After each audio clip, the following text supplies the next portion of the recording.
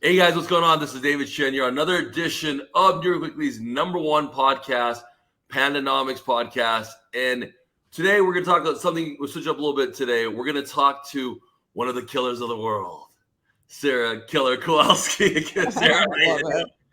So love it. Now, Sarah, you are a human, a photographer, a graphic artist, Traditional artist, a sculptor. everything that is beautiful in this world. And, here at Panama Podcast, we like to talk about how you started off and what kind of inspired you to move in those directions. Talk a little bit about what you do and what inspired you to do such cool things. I mean, it's a little awkward, but and it's going to be a moment of TMI right now. To be flat, my mom was always a hardcore art enthusiast, and I will.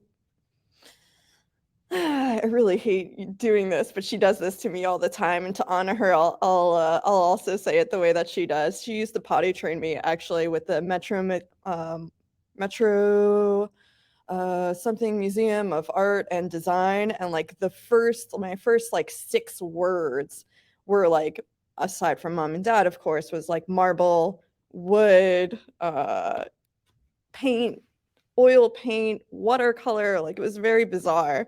And really ever since then, like, it's been nonstop with just art supplies and venturing out into digital art, eventually getting a tablet at 13.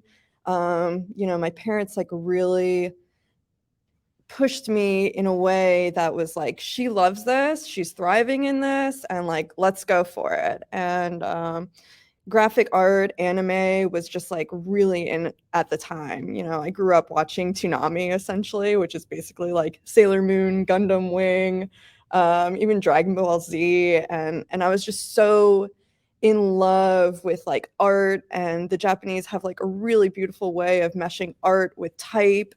And after that, I became like a little bit of a like small town comic artist essentially, and that's actually how I got my secondary name. Sully is one of like my characters from like 14 years old essentially, and him becoming my Jiminy Cricket per se, of how to navigate this world, and just being like an awkward wallflower child and blooming into the person basically that I am today. um and then slowly after that, it was boom, boom, boom with high school and a whole lot of friends and moving into myself and going into design art school. So AI, Miami Art and Design. And I really loved my instructors, and I thrived so well. But I had like a huge penchant. Like, art and design was like most likely going to be a sure path for me. But I always in the back of my head, like, oh man, what would happen if I became like a psychologist, or what would happen if I became like a therapist or a veterinarian, or very like something in the medical field. And through there, I actually found consumer psychology, and that meshing art with like proven science, I was like, oh, like golden. Like, I was so enamored by it, and like just about like the analytics of it, and what colors are resonating with people, and frequency of like the vibration of the eye, of the color orange versus the color blue, and how to entice hunger and want and envy, and like all these like wild emotions. Hence why I wear essentially black, because I don't want anything influencing me at all throughout my day. That's insane. uh, That's insane. You just said something that I thought was crazy. You talk about all these colors and all these different things that are enacting and enamoring and creating emotion. As an artist that's seeing some of the best campaigns, especially now in the energy drink sector with Glytch, some things you do, talk about that. Like, what does that mean when you say these colors? Like, give me some examples of how that evokes a processes and us to buy things and whatever you're talking about. That's crazy. Let me hear about So this. I actually had a client recently that was interested in starting like their own like crypto wallet and bank. And I don't really remember how 100% I got some. I guess maybe they found my contact online and they just like they texted me and then emailed me, because at first I was like, oh, maybe this is a spam thing. So like they had to get at me a few times for me to be like, okay, what's going on? And so they were thinking about going into the digital space, into digital banking and wallets and so on and so forth. And this is like a very, very classic situation. Majority of banks in America specifically, from like early 2000s and below, all of the colors were essentially red, white, and blue. Some type of variation of that. Either they were more blue with a touch of red, and then you can kind of assume that most likely it might be a more liberal bank versus like Wells Fargo, or at that time it was Wachovia, so it was like white, and I think that was also a touch of blue, a touch of red. So that was kind of like a middle of the road kind of thing. But then there was Bank America, which kind of leaned at that time very heavy on the red. So it had like traditional values and that concept of like Republican theories per se. And the reason why is because we live in America and our colors are red, white, and blue. And especially at that time, it was a very like patriotic time, you know. And despite what was happening with 9/11 and you know, various wars and that kind of thing, but despite, everybody was still like wearing their American flag, proud to be American, da da da, and it really, really thrived. But it wasn't really until the millennials were like, you know, something's a little off here. Like maybe our generation became like a little more questioning, and enjoyed to question, and really fulfilled their curiosity through question and digging deeper. Because I mean, we were like the true dawn of Google. Like Google existed prior to us, but the people that really legitimately used Google was the millennials. It wasn't prior to us. I mean, you know, it's us as kids like looking up anything and everything, honestly, versus our parents who were at work or raising kids, or the combination of both. And then suddenly, like the colors started to change. Then it turned into greens, which like instills like thriving, growth. TD Bank is a really great one, which hilariously is a Canadian bank. And they kind of like cornered that market in a completely different color setting.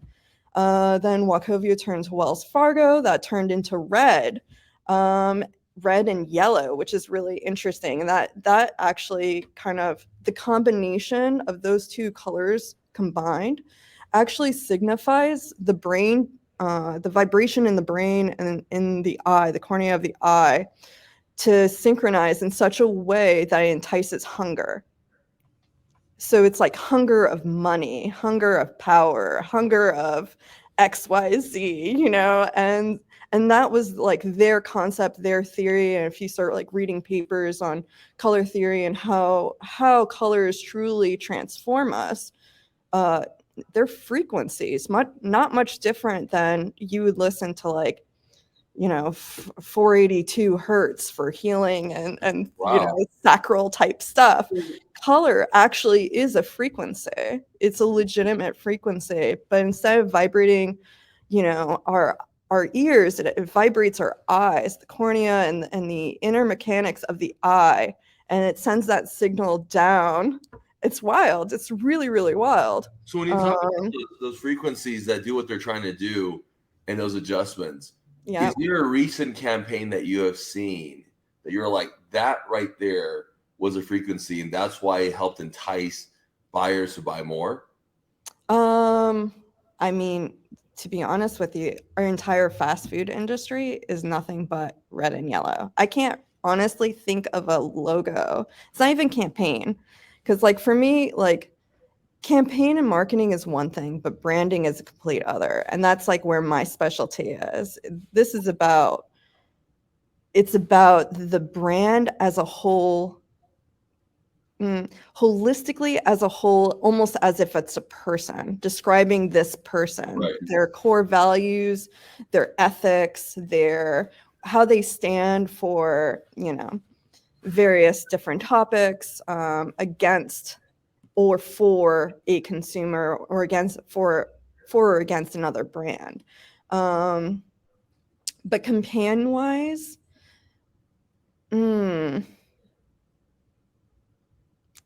if I had to think colors, legitimately, that's a hard one. I can't get away from fast food, which is really interesting because I quit fast food a very, very long time ago. I'm actually a carnivore, and like my brain, even to this day, will still go, oh, McDonald's, oh, Burger King, oh, Papa John's. What do you see right now in the current area, like you running the division you do at Glytch Energy, and you're trying to get a campaign that makes sense to you, or a campaign that you've worked on that to you was just like a really special campaign and it hit a target market? What would that be? Like, what did you work on that you thought was like, yo, that was proof of how that campaign was going to work based on the coloring and idea, and why branding is more important than anything else? For the most part, believe it or not, I almost took a completely different approach as far as branding, because the gamer market overall is colorful. It's purely colorful, and it's very hard to target one color or another to the gamer market, because like we have Call of Duty and like first person shooters, which is a whole lot of like reds, grays. Then we have Fortnite, which is like blues and yellows and magentas and purples. And then we have like everything that's like in between that. Like, I mean, even down to like Slime Rancher, which is like just a silly little game on Xbox. And that's like pinks and purples. So the approach that I took essentially was going legitimately black and white as far as branding. As far as like color theory, it would have to be like per campaign.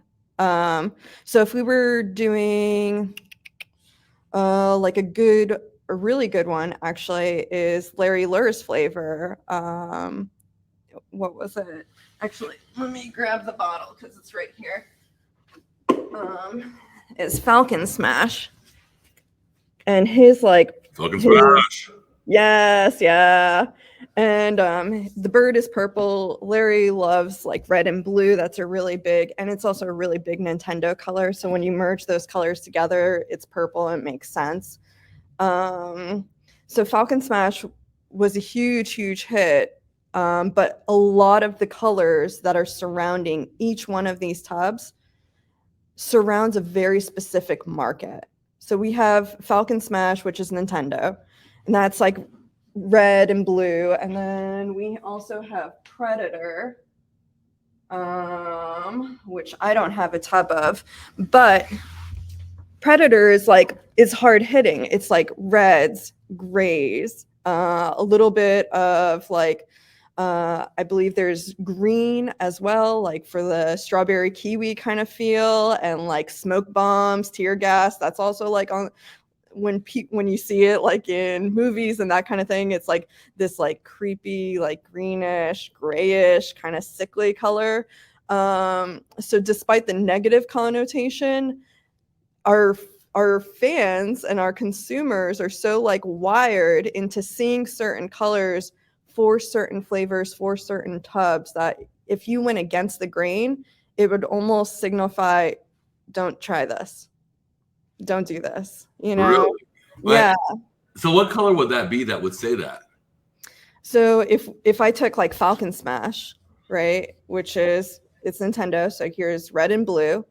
All of his general branding is also red and blue. I think one of his favorite absolute colors is purple, and so I try to use like influencer branding, and kind of like mix it into ours. And because like our Fox is like black and white, there's no real contrast for them to go, no, like there's enough contrast where our logo is able to stand out perfectly. Right, on everything. As well as their stuff, you know, their logo, their characters, that kind of thing. So losing train of thought here. No, Jenna. What color would be like a no-no for a brand that you would say? Oh my gosh. Well, I mean, if we decided to do Predator, which we're targeting Apex Legend type folk, or Call of Duty, having a label that is like pink and purple would not make sense. It wouldn't cater to that group per se. But why wouldn't those colors cater to that group? Because it's not industry standard. So you're going against the grain. So like, so you're saying that sticking to the grain from that standard is why we maintain it, because if it goes against the reds or the yellows that we see in Wendy's and McDonald's and Burger King, then you automatically think it's bad, and going from there based off of those. Yep. Yep. So that's interesting. So now let's talk about this, because the boomers are now have been more, they're the ones who created the industry, right? The millennials are the ones who shaped the industry, but now we have these guys coming in that are a little bit younger than us, that are killing us at Call of Duty as 10-year-olds, coming through. And the question I have for is, what, as you try to deal with this and you're in the gaming industry, is that why you guys are black and white? And I know it's not crazy, but just the color, because you just said it, you guys are mixing it in, right? So that's the in general thought process. Wow, how ingenious is that? Now, I know that you worked on some other pretty crazy campaigns, right? And I saw one in particular. It was the sandals, right? And tell me about the sandals and what you were doing for that imagery, and like what the point was, and what colors were standard for that industry to have people want to come in and hang out and at a place like a sandals. So sandals, interesting enough, doesn't actually prescribe to any of the color theory concepts. So it's really interesting that like I'm so intense about color theory. However, they don't prescribe at all about that. However, what they were very, very intense about is the photos. So Sandals has their own crew. They don't hire out. They don't, no. They have their people taking photos, their grips doing lighting and setting up at the scene. They have their taping artists. They have their own makeup artists. They have a legitimate team for photo shoots. So there's a very, very little about sandals in particular that like leans heavy on consumer psychology versus colors. So you're saying psychology versus crazy? Huh? That's crazy that they're doing that. That's insane. Yeah, it's really wild. And to this day, it's still like that. So like I haven't been there. Oh my goodness. I've done some work recently for them, just like simple stuff, because my team was like in need or whatever. But I'm not somebody that like needs a lot of information.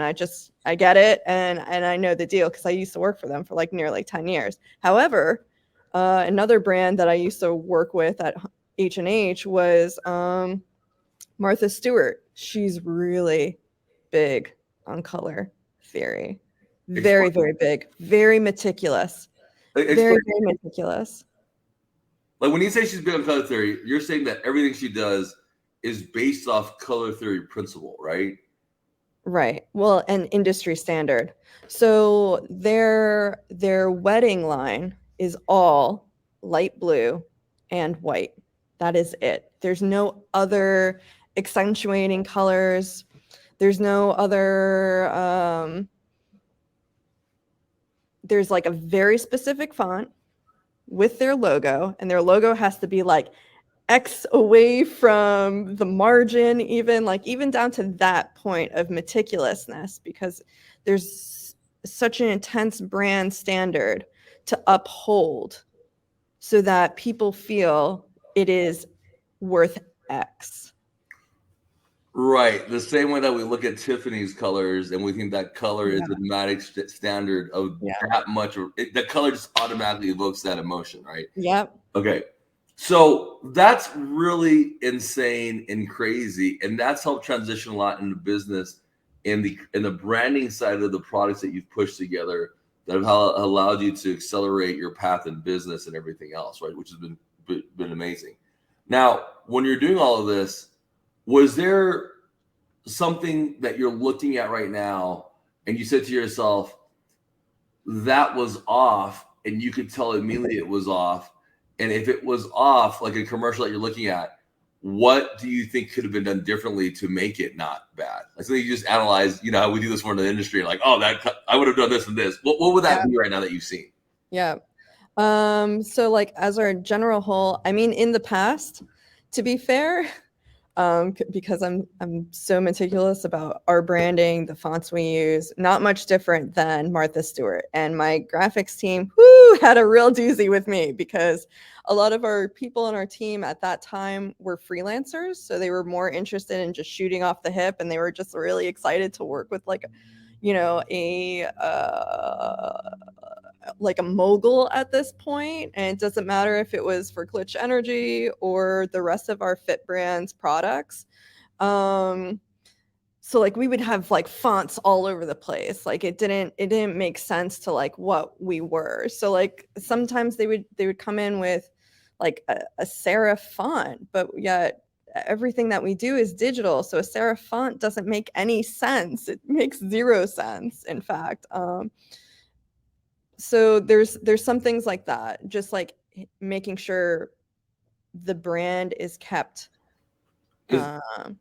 like appropriately. Is there like a book monitored that by has things. this, or an area where people can know, like, there's an industry standard that people can find that out, or is that just something that people know about? So like, I mean, it's really interesting because now we're in the days of Fiverr, so it's Right. like there's people making logos that like have no technical like expertise, have no idea what they're doing, where we have pink wallet brands now and all, like, much to go back to my original conversation about that one logo per se, and that's the color that they wanted, and I'm like, what? I'm like, but that's not standard. So you're not going to instill safety, you're not going to instill solidarity or consistency or anything like that. So it definitely took like a lot of training. For some people, it took like about 1.5 years to kind of like get rid of their old ways, kind of thing. I had to build essentially like a brand guidebook.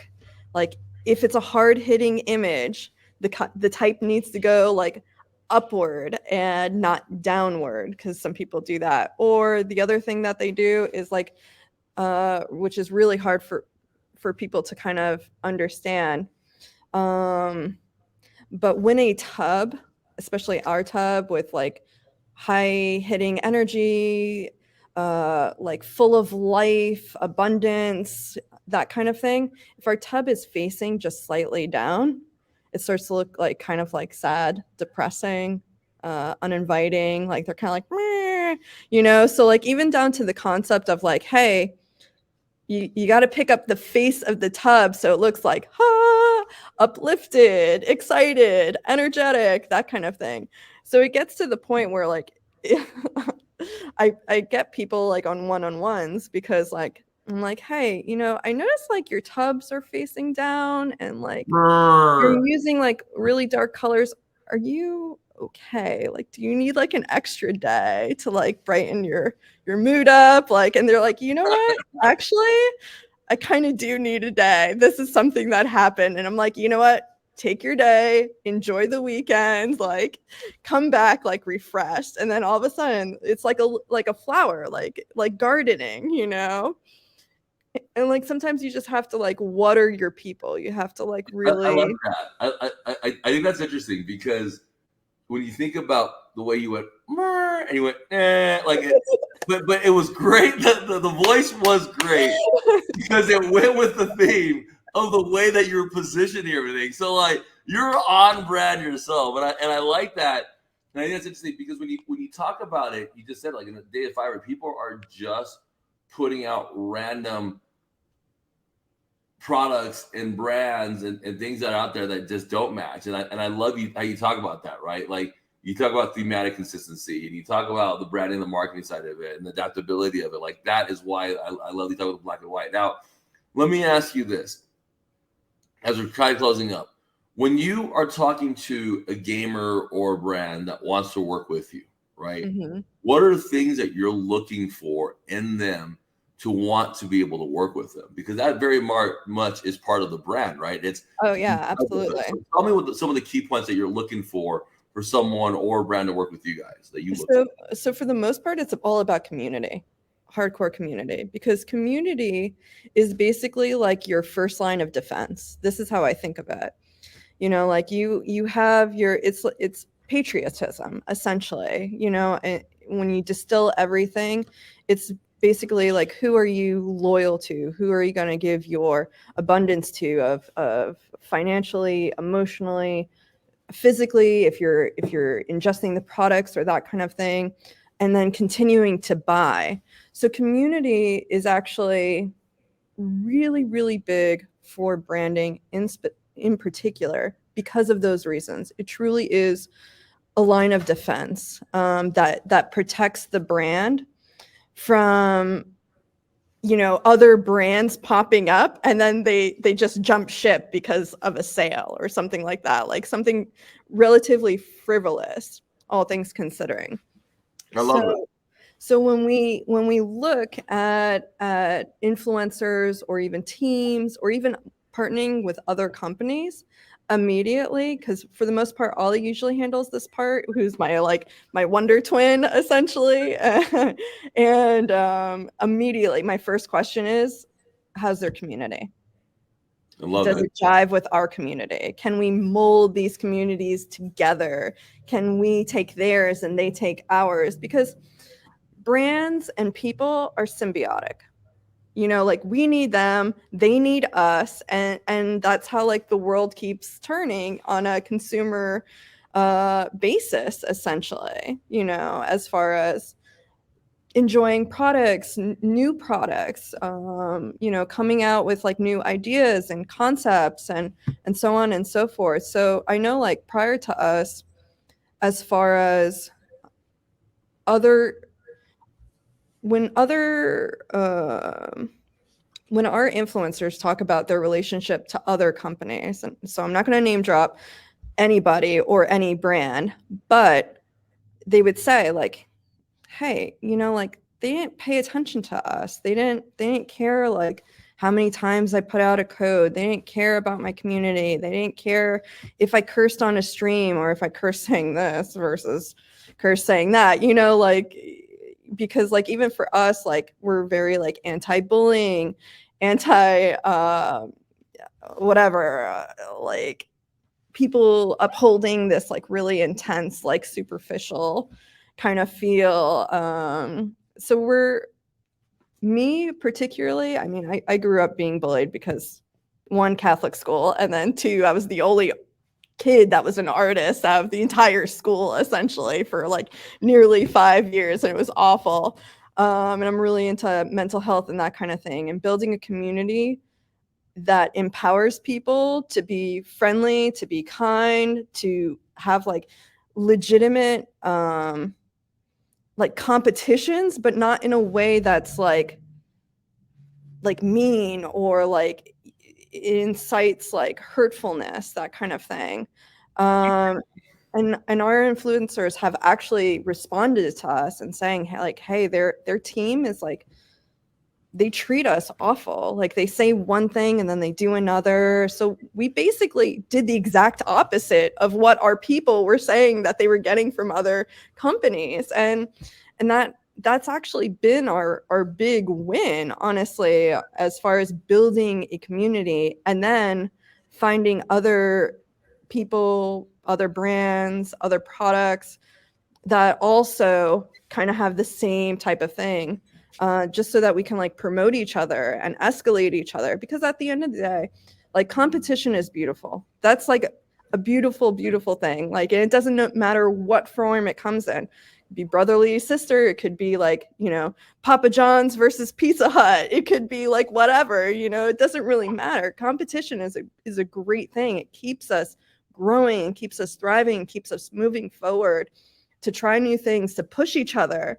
And but once it goes into a way where like people are feeling let down and like pushed down, or not being like listened to, or feel like they're even being heard, it's just awful. So we were listening to these comments and we were like, you know what, the three of us, like Ben, myself, and Ollie, are like in a lot of way like very much misfits. I mean, Ben, the less of us, but Ollie and myself are definitely misfits, and we're like the empathy of the brand behind, like Ben is definitely like money oriented. He has a great story. He's a very like go get 'em kind of thing. And Ollie and I are like go get 'em, but we're like, hey, how do we do this that's like least invasive emotionally, but with the most impact? And we were able to really like wrangle in a lot of like diehard consumers, like legitimately diehard consumers, like no matter what other product, even if it was on the Frit brand side, they would follow those brands too. So it, going back to like Hemp Z and Extract 8 type stuff.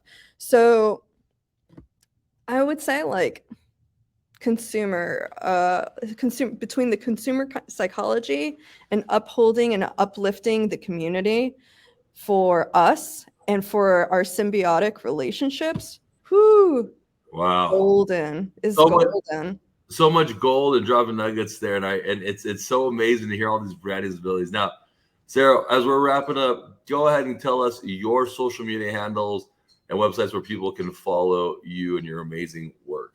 Oh yeah, absolutely. For the most part, my social medias are completely like obliterated. I'm such a wallflower to this day. Although I am starting a fitness journey very, very soon. So it's Sullyzilla on Instagram. And yeah, if I ever went back to roller derby, that 100% would be my roller derby name, Sullyzilla. Sullyzilla, thank you for so much knowledge, and we appreciate it. For another edition of New York League's #1 podcast, this is for David and Sarah. We'll talk to you soon. Sullyzilla! Hey! Thank you. Thank you.